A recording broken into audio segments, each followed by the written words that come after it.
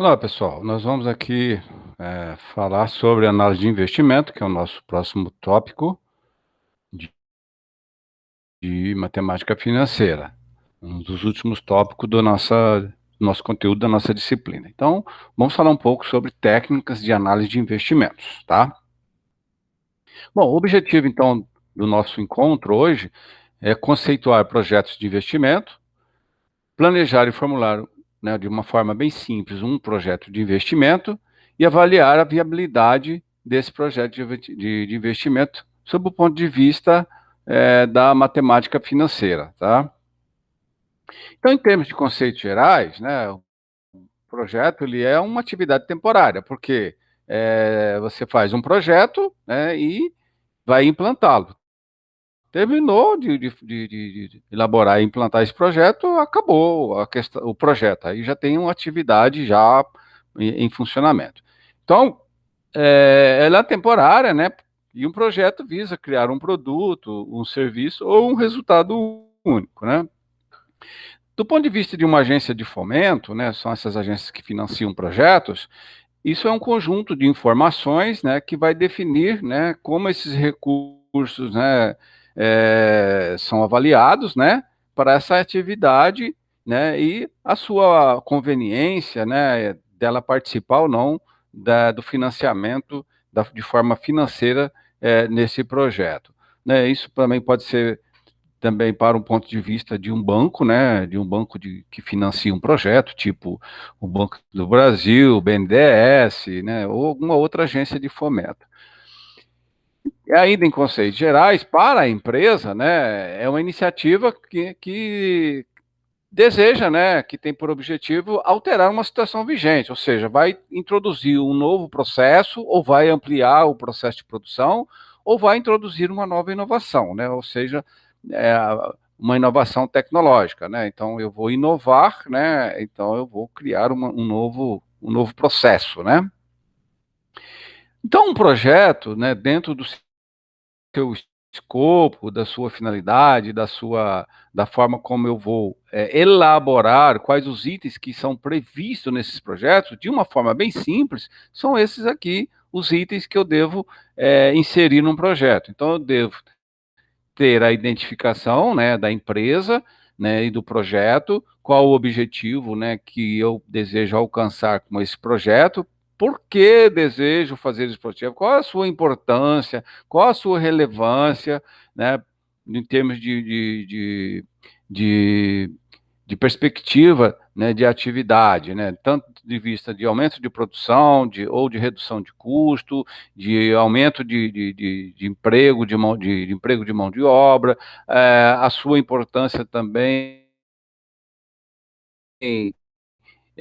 do ponto de vista ambiental, né, como que ele se comporta em relação ao meio ambiente e por aí vai. Né, o seu objetivo, né, a sua finalidade, né, o escopo do projeto e a metodologia, né, quais os métodos que eu vou empregar para realizar essa atividade. As atividades em si, né, eu devo identificar, então, quais são os recursos necessários para a implementação desse projeto e vou elaborar o quê? Um cronograma físico, né? Ou seja, quais as etapas, né, e quando elas serão, né, executadas. O orçamento, né? Então, o cronograma físico é o orçamento e o cronograma físico financeiro, ou seja, a, a época, né, em que e nessas respectivas épocas, quanto que será investido de recursos, né, para cada época, para cada período do projeto, quanto de recursos serão investidos, né? Se é um projeto de investimento com inovação tecnológica, então eu vou dizer qual é essa inovação tecnológica, né? E o estudo de viabilidade. Então, aqui é que vai mostrar se esse projeto, né, ele é viável ou não do ponto de vista aí da análise financeira, da matemática financeira, né? Identificação de fontes de recursos financeiros, ou seja, de onde sairão esses recursos. Então, esses são os itens, né, mínimos, né, que devem ser abordados em um projeto. Então, do ponto de vista da identificação, que é o primeiro item do projeto, o que eu devo constar? No mínimo, eu devo constar na identificação. A empresa, né? Logicamente, a empresa que vai tá implantando o projeto. Aí eu vou dizer qual é o nome da empresa, o CNPJ, se ela é uma empresa, a sua forma jurídica, se ela é uma SA, se ela é uma limitada, se ela é uma pequena empresa, se ela é uma, qual a forma jurídica dela, como ela está constituída. Sede e objeto social, o que que ela faz? O capital social, quem é o controle, né? A quem pertence esse capital? Quem administra essa empresa? Quem são as pessoas que administram e a forma como é feita essa administração, né? O histórico dessa empresa, ou seja, quando que ela surgiu, qual é a história dela, quantos anos ela já está no mercado, né? Então isso é importante. Mostrar aí nos últimos anos como tem se comportado aí a evolução das vendas, né? A sua capacidade de venda ou de produção anual, ou seja, se é uma empresa comercial, a sua capacidade de venda, e se é uma indústria, a sua capacidade de produção. Quantos empregados ela dispõe, né? Ela tem. O organograma, como que está organizada aí a gestão dessa empresa, sua capacitação tecnológica, ou seja, as pessoas treinadas, recursos tecnológicos, como que ela está do ponto de vista tecnológico. E se ela tem ou não um programa de qualidade, né? Se ela tem alguma norma ISO, por exemplo, né? Por exemplo. O item 2, né, que fala do projeto, que aí é objetivo e justificativas, né? Então, o objetivo, então, deve ser formulado de uma maneira bem clara e sucinta, né? Não precisa ficar delongando muito. Dizer claramente o que se quer com o projeto, ou seja, o que eu quero com esse projeto. E não entrar em detalhes sobre como se pretende obter os resultados. Exemplo, eu quero produzir etanol com bagaço de cana-de-açúcar, né? Então, eu não vou entrar nesse detalhe, né? Justificativas. Fazer aí uma arrazoada, ou seja, um resumo, né? Em que, né, ou seja, idealizador ou responsável, né, ou gestor da empresa, vai defender sua ideia, né? Com elementos que convençam, né, as pessoas a olhar o projeto como um bom projeto. Então, eu tenho que usar argumentos que vai convencer quem vai ler o projeto, quem vai investir recursos nesse projeto, que ele seja convencido. Então, eu tenho que gastar um pouquinho aqui, né, de convencimento, né? Apresentar os benefícios que esse projeto vai acrescentar aí, né, os benefícios internos, que são os intrínsecos, né, e a externalidade positiva, ou seja, os benefícios extrínsecos, ou seja, benefícios intrínsecos. Bom, do ponto de vista intrínseco, eu vou aumentar emprego, eu vou aumentar a produção, vou reduzir custos, eu vou melhorar o processo de produção, e do ponto de vista externo, eu vou impactar, do ponto de vista positivo, a comunidade, porque eu vou gerar empregos indiretos, por exemplo. Do ponto de vista ambiental, né, eu sou uma empresa preocupada, né, vou, não vou exercer impacto no meio ambiente. Então, são vários aspectos que devem ser abordados aí, tá? Aqui é um exemplo, né, de uma justificativa, né? Aqui a gente está falando aqui de um projeto para produzir, né, etanol, né, a partir do bagaço da cana. Então seria um etanol de segunda geração, né? Ou seja, vou usar argumentos aqui, né, para justificar. Então estou dizendo aqui, né, que já vem há algum tempo como se diz, né, do ponto de vista da demanda do etanol, né, para efeito de combustível veicular, né, e mostrar aí do ponto de vista do mercado que há uma tendência de crescimento, né, em função aí dos motores flex, né, em substituição aí à gasolina. Então, mostrar aí os pontos positivos, inclusive aí do ponto de vista ambiental, dos benefícios do etanol, né? E aí eu estou dizendo aqui que tradicionalmente o etanol é produzido a partir do caldo da cana-de-açúcar, né? Que gera o álcool etílico, né? E no fora do Brasil, né? O pessoal usa aí resíduos agrícolas ou lenhosos, né? Chamado de etanol celulósico. Aí nós temos o bagaço da cana, que é o resultado do processamento do caldo, ou seja, se corta a cana, né, e aí essa cana é picada e é prensada, e extrai-se o caldo, e a partir daí sobra-se o bagaço, né? Que é uma matéria-prima, né, adicional à produção do etanol. Geralmente o bagaço ele é queimado para gerar energia, então ele se joga ele numa fornalha para gerar energia, né? Entretanto, né, outras formas de biomassa pode ser queimada para esse fim, por exemplo, lenha, né, pode ser queimada para esse fim. E aí a empresa, né, quer conseguir usar o bagaço para produzir etanol, né, além do que resulta daquele do caldo da cana. Então, ou seja, com 1 hectare de cana eu vou produzir muito mais etanol do que no processo convencional. Isso poderá levar, né, a uma competitividade maior, né, e aumento do faturamento na atividade, né?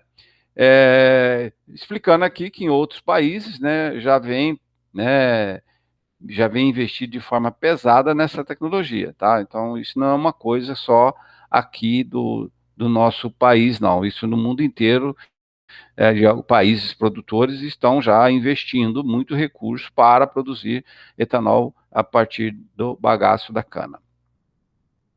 E aí eu vou trazer os benefícios intrínsecos, né? Ou seja, o projeto está em harmonia com a estratégia da empresa, vai ampliar a produção, portanto, vai aumentar o faturamento. Com isso haverá redução de custos, porque eu vou produzir muito mais com praticamente a mesma estrutura, né? Vou reduzir, né, descartes, né, na inspeção final, vou agregar recursos, né, aumentar o valor, agregar valor ao produto, vou trazer uma nova tecnologia, né, para a empresa, e isso vai melhorar a capacitação tecnológica da empresa. Do ponto de vista externo, vou preservar, né, e vou gerar empregos, vou atenuar, né, o, a questão danos ambientais, né, por exemplo, com a reciclagem de rejeitos, vou melhorar a balança comercial porque eu vou ter mais produção e eu posso exportar, aumenta então o superávit da balança, com mais produção aumenta a arrecadação de impostos, vou agregar valor a uma commodity, né, e vou criar, né, postos de trabalho com maior qualificação, porque para esse processo eu preciso de pessoas mais qualificadas para a produção desse tipo de etanol, né? E aí eu vou estar muito alinhado com o mercado interno, e aí tem outros benefícios que eu posso elencar, tá? A finalidade do projeto, né? Então, isso vai indicar qual é o alcance desse projeto, ou seja, de onde se parte até onde se vai, né? Desse projeto. Então, aí a gente, se eu estou em um projeto que tem pesquisa e desenvolvimento, né? Então, vou também deixar isso detalhado. Exemplo de um escopo. O projeto visa desenvolver um processo que permita obter etanol também com bagaço, em acréscimo àquele produzido com o caldo.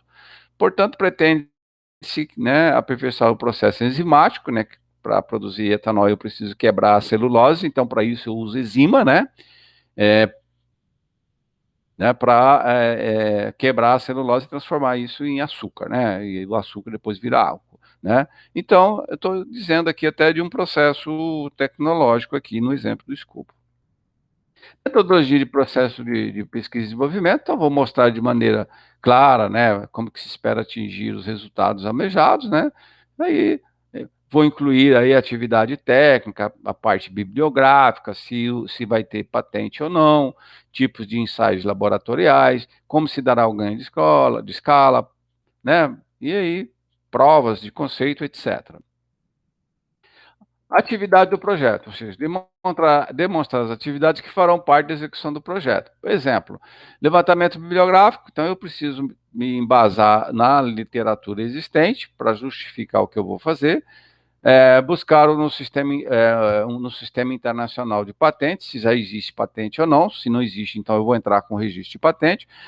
Vou desenvolver isso em escala de laboratório, que é escala de bancada, né? Depois, contratar assistência técnica, e aí eu vou fazer isso em escala piloto, depois eu vou fazer um protótipo de escala industrial, e daí vou fazer o projeto de engenharia, estudo de viabilidade, e aí a produção, né, inicial, depois comercialização e outros processos, tá?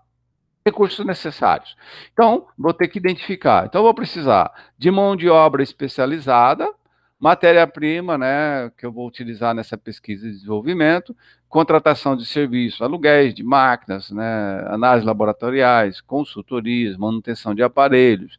Vou precisar de deslocar pessoal, né, para cursos, pesquisas, né, e outras mais, né.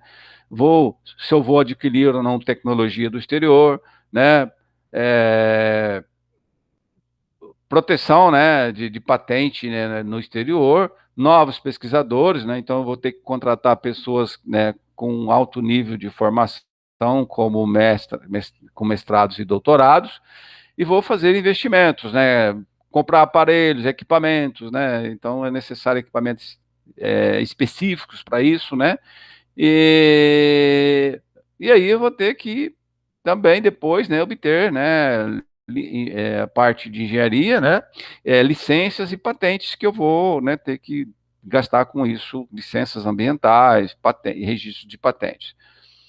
E aí eu faço o cronograma físico, né, ou seja, identificar quando será realizada cada atividade, quanto tempo demandará, né. Então eu tenho aí, ó, levantamento bibliográfico, então no mês um vou, né, no momento um, no momento 2, desenvolvimento laboratório, quando vai ser, desenvolvimento de escala em piloto, então vai ser nesse período aqui, comercialização pioneira vai ser aqui, ó, no momento 3, no momento 4, ou seja, isso é um cronograma físico, ou seja, quando será realizado e quanto tempo vai demorar cada atividade que eu vou elencar nesse projeto. Esse é o cronograma que é físico. Depois faço o orçamento, né? O orçamento, ou seja, quanto que eu vou gastar, né, em cada item desse projeto, ou seja, em cada item daquele previsto no cronograma físico, quanto que será gasto, né, de recursos, né? Logicamente, são projeções, né? Então, vou fazer projeções com bastante critério para não fazer projeção muito otimista, mas também não errar, né, para menos nas projeções, né? E aí eu faço, então, tipo um orçamento, né? Natureza do dispêndio. Então, quanto que eu vou gastar de mão de obra, de matéria-prima, aluguéis, análises laboratoriais, consultoria, viagens, né? Novos pesquisadores, se for o caso, né? A investimentos, aí o total que eu vou ter, né, de gastar. E aí eu vou fazer o cronograma que eu fiz financeiro, ou seja, em cada época dessa, né, ou seja, levantamento bibliográfico eu vou fazer em julho e vou gastar 5. Busca de sistemas internacionais de patente, vou gastar 30, eu vou fazer em julho. Projeto de engenharia, vou fazer em setembro e vai ser gasto isso aqui. Comercialização pioneira, né, vai ser em setembro e vou gastar isso. Então, eu vou juntar aqui as épocas e os valores, né, correspondentes a cada item nas suas épocas correspondentes. Então, isso é um cronograma físico financeiro. E aí faço o estudo de viabilidade, né? Ou seja, então vamos fazer estudos, né, para determinar se a sua execuibilidade, ou seja, se a sua execução, né, quanto à sua execução e quanto do ponto de vista econômico. Planejar, né, essas, essas execuções, né, e antever os resultados, que aí tem as fases, né. Então, definição, configuração básica do empreendimento, soluções alternativas. Então, são feitos estudos aí para determinar se esse projeto é viável, tanto do ponto de vista econômico, né, como da sua execuibilidade. Engenharia básica, né? Ou seja, etapa em que são definidos os primeiros parâmetros técnicos, equipamentos e demais ativos, e o projeto executivo, né? Ou seja, vai dar os procedimentos em detalhe, vai listar os insumos, os custos, os prazos, os desenhos detalhados, plantas, né? Croquis, tudo isso dentro do projeto. E aí eu faço o quê? Projeção do fluxo de caixa, ou seja, vou projetar, depois que esse projeto estiver em funcionamento, quanto que ele vai gerar de receita, quanto que ele vai gerar de receita líquida, né? Ou seja, que é receita líquida?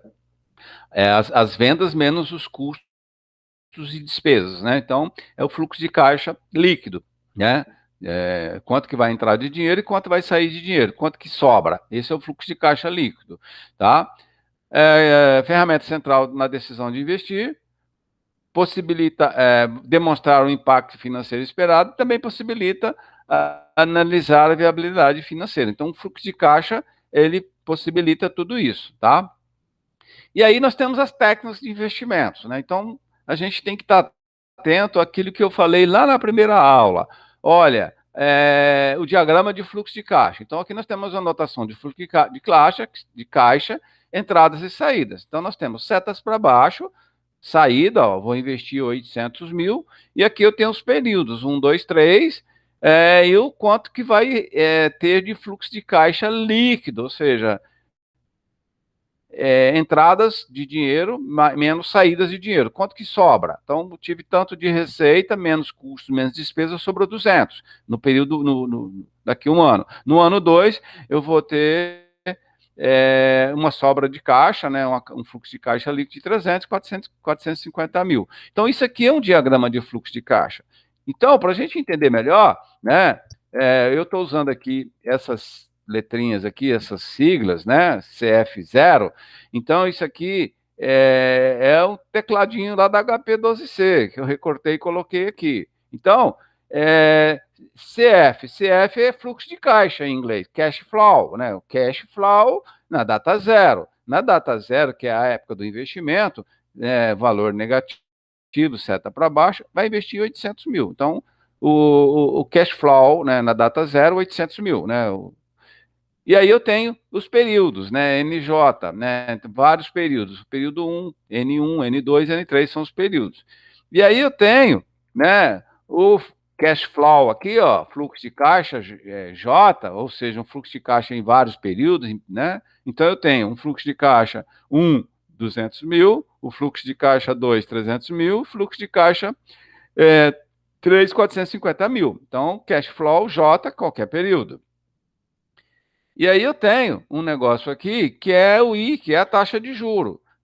Na análise de investimento, a gente chama essa taxa aqui de TMA, taxa mínima de atratividade, tá? Então, a minha TMA é a taxa que eu vou utilizar aqui para descontar esse fluxo de caixa aqui na data zero, tá? Então, eu quero saber, eu como investidor, eu vou atribuir a minha taxa mínima de atratividade. Então, para o investidor, ele quem atribui, tá? Para uma empresa, os gestores que vão atribuir qual é a taxa de desconto que ele vai utilizar nesse fluxo de caixa aqui, para descontar esse fluxo de caixa aqui, ou seja, 200 mil é daqui a um ano. Eu quero saber quanto que é 200 mil hoje, considerando a minha taxa de juros.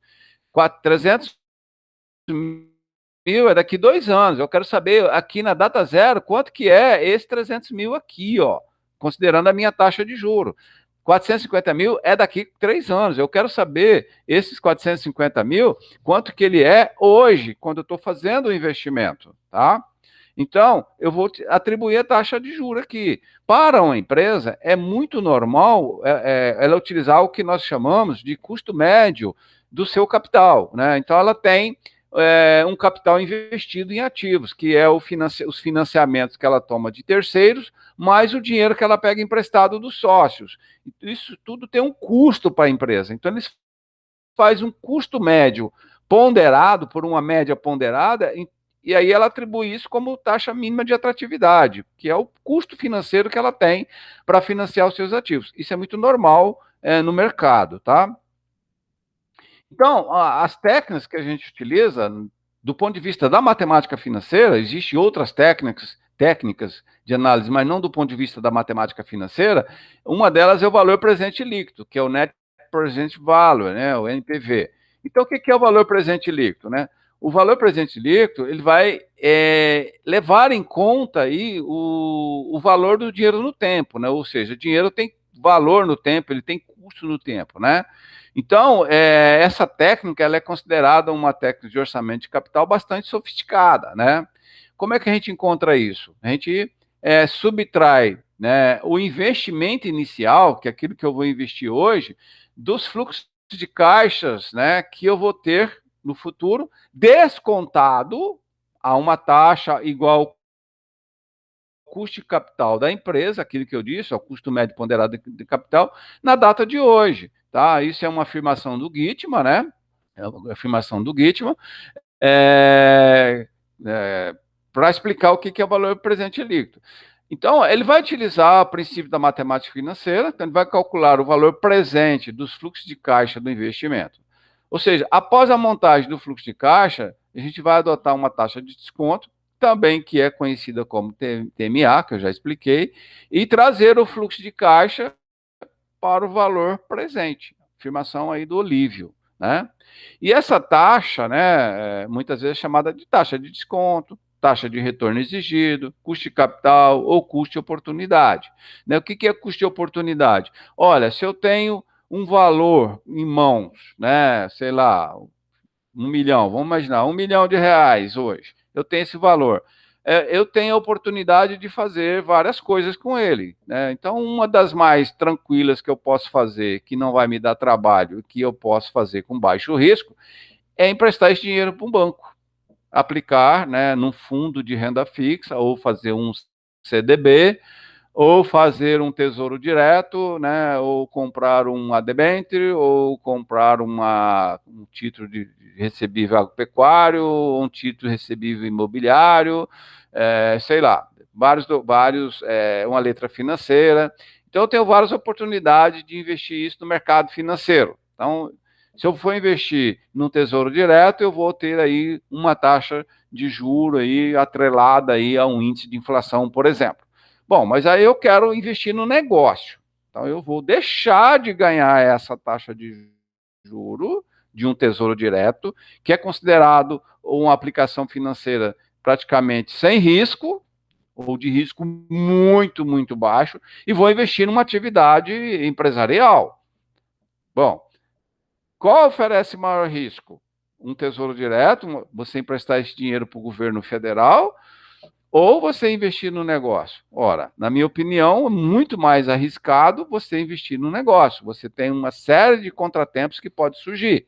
Né? Por exemplo, todas as suas projeções que você fez dentro de um cenário econômico, macroeconômico, não dá certo porque a economia sofreu um revés. Né?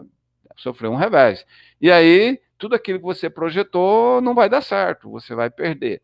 E você tem outros riscos, né? Risco, por exemplo, de você montar um negócio e num determinado local e de repente a prefeitura anuncia uma obra naquele local, muda totalmente o tráfego de pessoas ali, o trânsito de pessoas ali, e aí todo aquele público que você tinha que esperava que ia transitar por ali, não vai mais. Pronto, já não vai dar mais certo aquilo que você fez, né, que você planejou.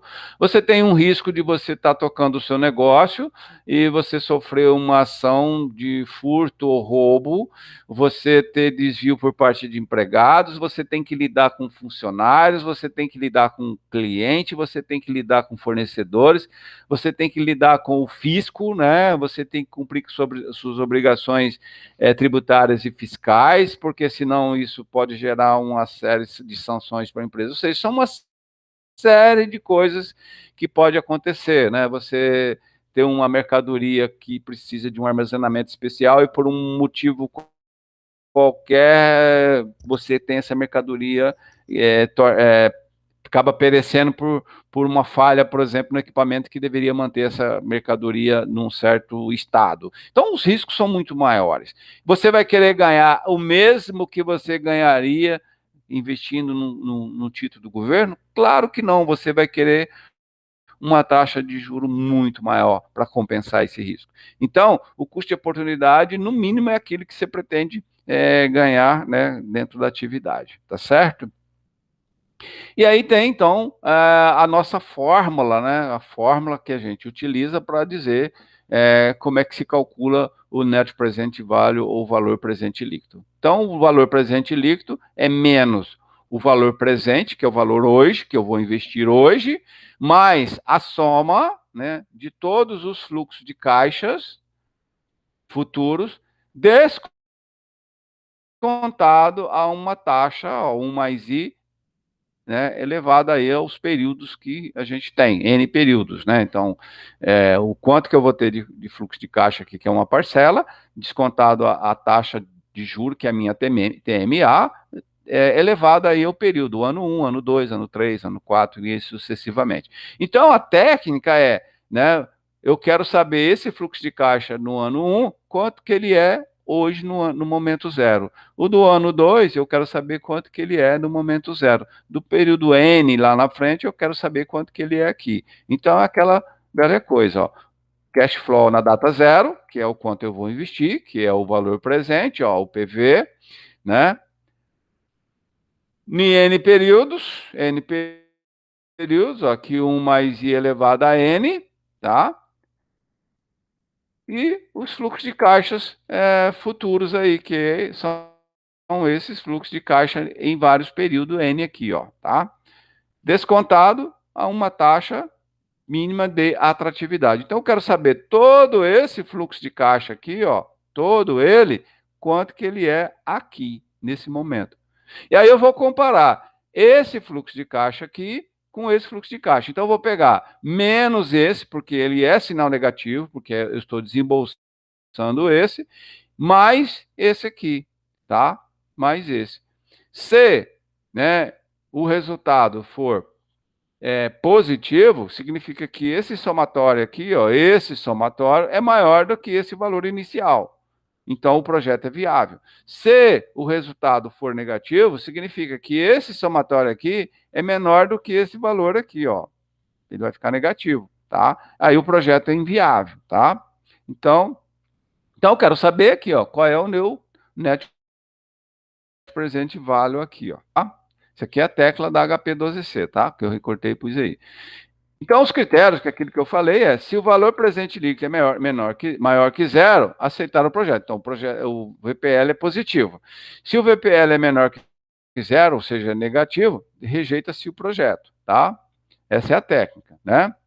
Atributos né, que a gente considera o VPL uma técnica sofisticada, então, ele usa fluxo de caixa, né? Ele usa todos os fluxos de caixa do período, né? Então, todos os fluxos de caixa que foram projetados, ele entra na composição do cálculo do valor presente líquido, e ele vai, logicamente, descontar nesses fluxos de caixa de forma correta. Isso aí é uma opinião aí do Ross, Westerfield e o Jafé, tá?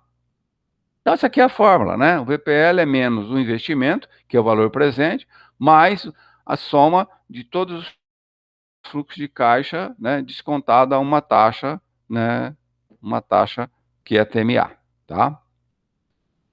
Então, como é que eu posso fazer isso manualmente ou na minha calculadora HP12C? Então, aqui tem um exemplo, né? O senhor fulano de tal aqui emprestou 100 mil a um amigo que lhe prometeu pagar 60 mil daqui a um mês, 75 daqui a 2 meses.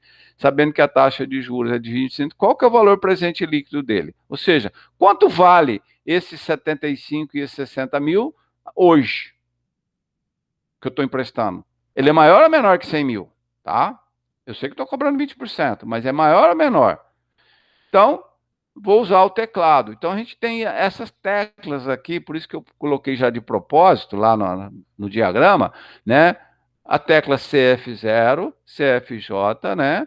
Representa, né? CF zero representa o valor do fluxo de caixa no período zero, que é o 100 mil, ó, menos 100 mil, e o CFJ representa o fluxo de caixa no período diferente de zero.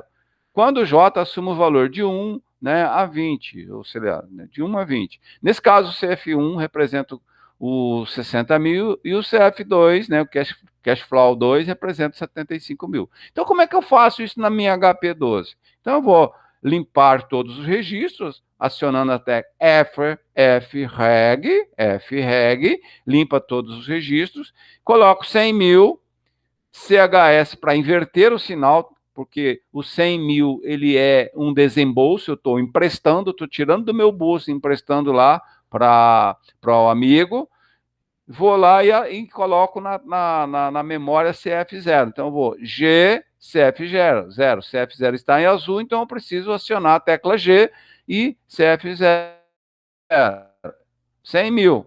Introduz, então, a saída do período zero em CF0.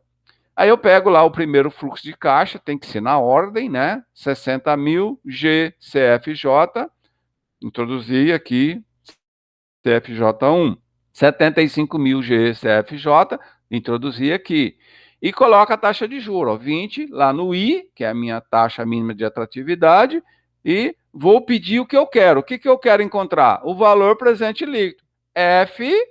FNPV, Net Present Value. Deu 2.083,33. Quer dizer, então, que o valor presente líquido, ou seja, a soma das entradas, que é os 60 mil, 75 mil, descontado a 20% ao mês, né, é maior do que a soma das saídas. O que é a saída? Os 100 mil reais, tá? Os 100 mil reais. Então, isso aqui, descontado a 20%, no dia que eu faço o mesmo empréstimo, dá 102.083,33. Então, é 2.083,33, maior do que os 100 mil. Tá? Então, significa que o projeto é viável. Tá? É viável. Isso aqui quer dizer que seria o lucro que ele ia ter, né? Nesse período. Tá? A outra técnica é a taxa interna de retorno, o Internal Rate of Return, tá? Que é outra técnica de análise de investimento. Então, a taxa interna de retorno, que a gente chama de TIR, né, é a taxa de desconto que vai igualar o valor presente dos fluxos de caixa de entrada, né, com o investimento inicial associado ao projeto. Ou seja, se eu pegar lá os 60 mil, 75 mil que eu emprestei, né, eu vou ter que achar uma taxa de juros que vai igualar aquele valor aos 100 mil, considerando aí o exemplo anterior, tá? Então, eu não sei qual é a taxa, eu tenho que encontrar essa taxa, tá certo? Então, critérios para tomar decisões. Se a taxa interna de retorno é maior que o custo de capital, aceito o projeto. Tá? Então, se eu tenho lá, por exemplo, eu estou emprestando aquele valor a 20%, então isso aí é o meu custo do meu capital, 20%. Calculei lá, se a taxa der 22%, então eu aceito o negócio. Porque eu estou pedindo uma taxa menor do que a taxa do projeto. Tá? Agora, se a taxa for menor que o custo de capital, eu rejeito. Se eu estou pedindo 20% e a TIR for 19%, se eu fizer o negócio, eu vou tomar prejuízo. Tá? Eu vou perder 1% do negócio. Tá certo? Então, sempre que a TIR é maior, aceitar o projeto. Se a TIR é menor que a TMA, rejeitar o projeto. Tá? O que é o custo de capital? A TMA. Tá? TIR maior que TMA, aceitar o projeto. TIR menor que TMA, rejeitar o projeto. Tenho 3 projetos, eu devo optar por um. Vou escolher o que tiver maior TIR. Assim, a grosso modo, eu escolho aquele que tem a maior taxa interna de retorno. Então, a TIR é uma taxa de juros implícita numa série de pagamentos de saídas e recebimentos de entradas que tem a função de descontar um valor futuro ou aplicar o fator de juros sobre o valor presente. Então, eu vou pegar esses dois fluxos de caixa e achar uma taxa de juros que vai igualar o valor desses dois fluxos de caixa, tá? Então, a TIR corresponde a uma taxa de desconto que iguala o valor atual que eu estou investindo hoje, né, aos meus fluxos de caixa futuro descontado ao valor presente, tá? Ainda tem essa definição. Ela representa o mais próximo que se pode chegar do VPL, sem que realmente se tenha um critério como o do VPL. Então, o raciocínio básico por trás da TIR é onde que se procura obter uma única cifra para sintetizar os méritos de um projeto. Tá? Então, isso aqui são definições, né? Definições, né? Então, vamos ver isso na prática. O cálculo da TIR, né, aí que eu falei para vocês no início do curso, olha, vai ter um momento que não adianta você querer fazer isso com calculadora científica, que você não vai conseguir. Aqui chegou a hora. O cálculo da TIR exige auxílio de uma calculadora financeira ou de uma planilha de cálculo, tipo Excel. Caso contrário, será por tentativas de erro, tá? Não tem como você fazer isso na mão, ou usando uma calculadora científica ou uma calculadora comum. Você vai, com essas calculadoras, você vai ter que ficar tentando e tentando até encontrar essa taxa, né? A TIR pode ser calculada usando técnicas de tentativas e erro, quando quando com a ajuda de uma calculadora financeira ou computador, tá? Então, sem isso, você vai ficar por tentativas e erros, tá? Essa aqui é a fórmula da TIR. Ela não é muito diferente da fórmula do valor presente líquido. Então, a TIR é o investimento inicial, né, menos o investimento inicial, mais os fluxos de caixa descontado. Só que o resultado tem que ser igual a zero. Como eu não sei essa taxa aqui, ó, eu tenho que encontrar essa taxa que aplicada a esse fluxo de caixa aqui, ó, vai dar exatamente esse valor aqui. Então eu tenho que ficar tentando, por tentativas e erros, encontrar a taxa que, quando eu desconto esse fluxo de caixa aqui, ele dê exatamente o valor do investimento. Portanto, o resultado será igual a zero, tá? Então, se não for por uma calculadora financeira ou uma planilha Excel, você vai ter que fazer por tentativa de erro. Vou colocar uma taxa aqui e vou descontar. Ó, deu maior que zero. Então tem que aumentar a taxa aqui. Aumenta a taxa. Ah, agora deu negativo. Então tem que, sabe, eu tenho que ficar tentando até encontrar a taxa que dê zero. Não é um processo fácil. Você pode fazer isso usando a técnica de interpolação, né? Encontra dois resultados, um que dá negativo, um que dá positivo, e aí vou interpolar. Como a gente viu lá para achar a taxa de juros nas anuidades, tá? Nas anuidades, usando interpolação. Então, na HP12C. Então, vamos pegar o mesmo exemplo lá dos 100 mil, né, que o cara emprestou em 2 meses, que vai receber 675, qual a taxa interna desse projeto? O processo não é muito diferente, tá? De fazer na calculadora, como faz o VPL. Então, eu vou ter que pegar aqui a taxa, limpar os registradores, vou pegar os 100 mil, torná-lo negativo, porque é um desembolso de caixa, G, colocar no fluxo de caixa na data zero, né? Ó, aqui é o CF 0, 60 mil CFJ, período 1, 75 mil CFJ no período 2, e vou pedir o que eu quero. Eu não vou mais usar a taxa de juro. Eu quero saber qual é a taxa. Aí eu vou pedir FIRR, ó. Aqui ficou errado, desculpa. IRR, Internal Rate Return, tá?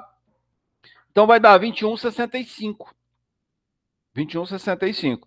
Então a taxa interna de retorno é 21,65. Significa que eu pegando esse valor, descontar a 21,65 e esse aqui, 21,65 em 2 meses, somando os dois, dá 100 mil. Dá 100 mil reais. Ou seja, esse aqui é positivo e esse fluxo é negativo, então o resultado será igual a zero. Isso é a taxa interna de retorno. Observe aqui que se eu tiver exigindo uma taxa de 25%, é inviável, porque se eu aplicar 25% nesse fluxo de caixa aqui, vai dar menor que 100 mil. Então, é inviável o projeto. Se eu estiver pedindo 19%, se eu aplicar 19% aqui, vai dar positivo. Então, é viável o projeto. Então, se a minha taxa mínima de atratividade é menor do que a TIR, aceito o projeto. Se a minha taxa de atratividade é maior do que a TIR, eu rejeito o projeto, tá bom?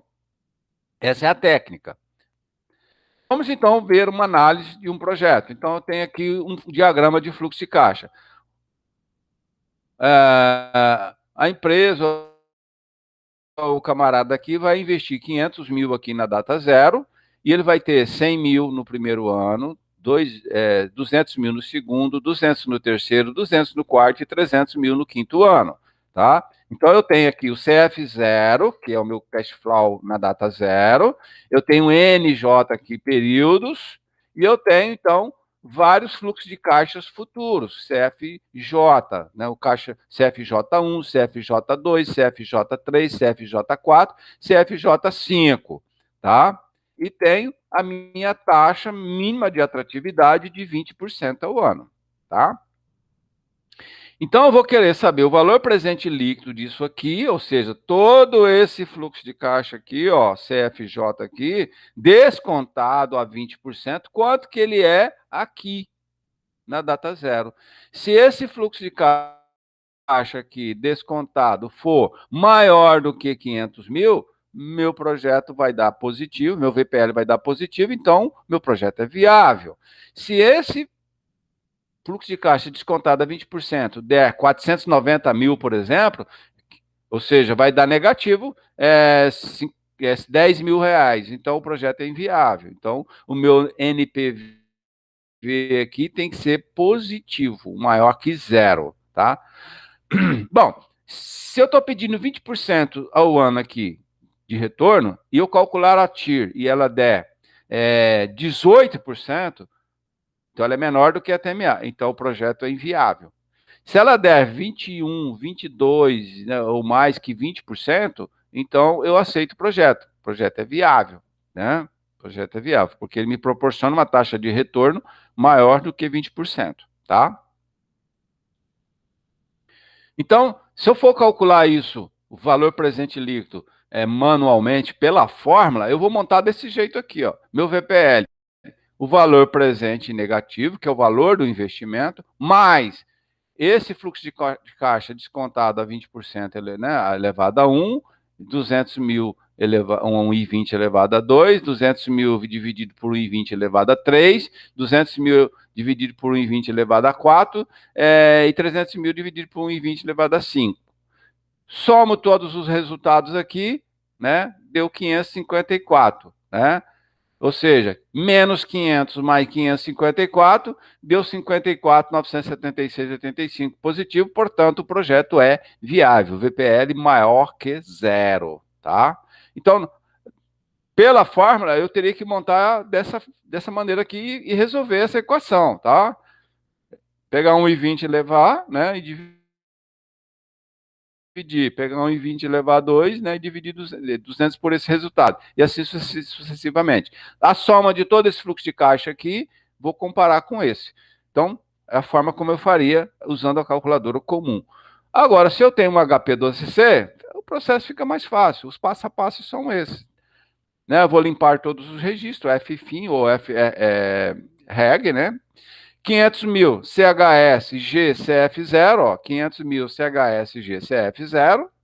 Então, peguei 500 mil, deixei negativo, porque ele é negativo, e coloquei no fluxo de caixa na data zero, né? Ó, CF0, ó, GCF0, tá bem aqui. 100 mil no primeiro ano. 100 GCFJ, ó, 100 mil dígitos GCFJ, tá aqui. 200 mil GCFJ, coloquei aqui. Como ele repete uma, duas, três vezes, eu não preciso fazer mais três vezes. Eu venho aqui e digito 3, porque são 3, 200 mil. GNJ, tá bem aqui, ó. Tá bem aqui, ó. NJ aqui, ó. Tá? Estou dizendo para a calculadora que são 3 períodos de 200 mil. Ou se eu quiser, eu digito 3 vezes isso, tá? Na sequência. 300 mil GCFJ, que é o último fluxo de caixa, 300 mil. Informa a taxa, 20 no I, e peço então o quê? F, meu NPV. FNPV. FNPV. E aí ele vai me dar, ó, 54.976,85. Pode fazer que dá esse resultado. Então, aqui é a forma como eu faço na calculadora HP12C, ou como eu faço utilizando a fórmula, tá certo? Mas eu posso também fazer usando o Excel. Aqui está como que eu monto no Excel, tá? Eu monto no Excel. Coloco os períodos, os fluxos de caixa, 500 mil negativo na data zero, ano 1, ano 2, ano 3, ano 4, ano 5, e coloco aqui a fórmula, tá? A fórmula aqui, ó, VPL, tá? 20, né? E aí a fórmula, ele dá o resultado, tá bom? É assim que faz também, bem rapidinho. Taxa interna de retorno. Se eu for fazer na mão, eu não tenho a taxa. Observe aqui que eu não tenho taxa. Ó. Eu não sei qual é a taxa. Eu tenho que encontrar essa taxa, 24, 21, tá? De tal forma que 100 mil descontado essa taxa, 200 mil descontado essa taxa, 200 e 200 e 300 descontado essa taxa, em cada período aqui, dê 500 mil, de tal forma que aqui seja igual a zero. Esse, né, menos esse, mais o somatório disso aqui descontado, vai dar zero. Só que eu preciso encontrar essa taxa, eu não sei. E aí, se eu não sei a taxa, como é que eu resolvo isso aqui na mão? Eu divido pelo quê? Eu vou ter que chutar uma taxa aqui. Aí eu vou ter que ver. Ah, a taxa deu mais, deu positivo o valor. Então, o que, que eu faço? vou aumentar a taxa aqui, né? Aumentando a taxa aqui, esse valor somatório fica menor, eu tento aproximar de zero. E aí eu vou tentando até encontrar. Ou então eu uso um HP12C ou uma planilha de Excel. Como é que eu faço na HP? Não é muito diferente do que a gente fez no VPL. Então eu vou usar HP, 500 mil CHS GCF 0, 100 mil GCFJ, 200 mil GCFJ, e depois eu coloco 3 GCNJ para dizer que são 3 períodos, ou eu digito 3 vezes, repito isso 3 vezes, 300 mil GCFJ e peço o que eu quero, FIRR, Internal Rate Return. Tá? E aí ele vai me dar 24, 21. Ou eu faço no Excel. É assim que eu faço no Excel. Monto o mesmo jeito que eu montei para o VPL, só muda aqui a tier, né? A tier. De C3 a C8, ó. C3, ó, a C8. Tá vendo aqui? Peguei isso aqui, ó. Ele me dá a taxa interna de retorno. Tá bom? Então, são duas técnicas. Lógico que quando a gente estuda administração financeira, a gente vê outras técnicas, tá? A gente pode ver análise de sensibilidade, é, payback, prazo de retorno, payback descontado, né? Payback periódico. Então, tem outras técnicas de análise de projeto de investimento. Mas essas são as duas mais utilizadas e são as duas mais assim requintadas, vamos assim dizer. Então é isso, é assim que a gente faz análise de projeto de investimento, tá? Logicamente que as projeções que eu fizer aqui, elas têm que ser feitas com muito critério, com base bastante conservadora, tá? Então eu sei que eu vou investir isso, eu vou projetar esses fluxos de caixa, né, quando eu faço um projeto. Logicamente, quando eu faço projeções, eu tenho que ser bem cuidadoso, não ser muito otimista, né? Prever cenários econômicos de dificuldade, né? Então eu tenho que trabalhar com essas perspectivas. Então era isso. Aqui a gente está comparando, né? Não é muito diferente VPL e TIR, né? Ambos consideram o valor do dinheiro no tempo, né? Aqui considera diferentes riscos para cada projeto, ou seja, se eu pegar uma TMA e ajustar o risco, eu vou aumentar a TMA, né? É, considero todos os fluxos de caixa, né, e faço uma comparação correta, né, levo em consideração o custo de oportunidade. Logicamente, se eu comparar isso com o payback, aí já o payback já é diferente, já não leva em consideração todos os fluxos de caixa, o payback periódico não leva em consideração o custo, o valor do dinheiro no tempo, então já muda em relação a TIR e o VPL, tá? Então era isso que eu tinha para mostrar para vocês hoje. Eu desejo aí um bom estudo, né, e um abraço, né, para todos vocês. E aproveite e se inscreva aí no canal, né, para dar uma força aqui para o professor, tá bom? Impulsionar o canal. Isso é importante para nós.